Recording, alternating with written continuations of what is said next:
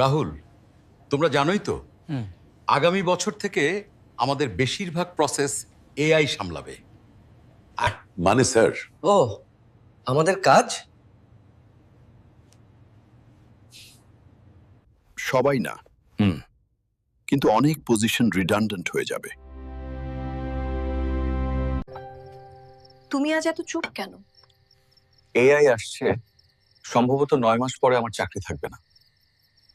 চাকরি গেলে মানুষ শেষ হয়ে যায় না রাহুল। তুমি কি শুধু একটা ডেজিগনেশন? দাদা, তুমি এআই কে শত্রু ভাবছো কেন? কারণ ও আমার জায়গা নিচ্ছে। না দাদা, ও তোমার কাজের ধরন বদলাচ্ছে। তুমি চাইলে এআই শিখে ওকেই ব্যবহার করতে পারো। 30 বছর বয়সে আবার নতুন করে শুরু। 2030-এ যারা শিখবে না তারাই পিছিয়ে পড়বে। আমি জানি এটা কঠিন, কিন্তু তুমি মেধাবী, নতুন স্কিল শিখলে ফিরে আসতে পারবে।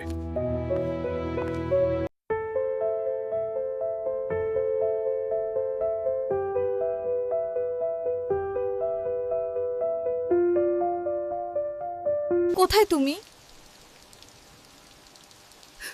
সব শেষ হয়ে গেল মিতা।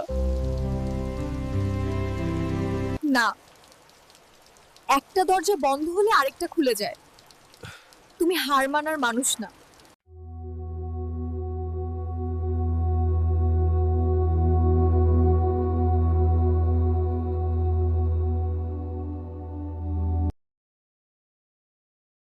এআই আমাদের জায়গা নিতে আসেনি, আমাদের ইভলভ করতে বাধ্য করতে এসেছে।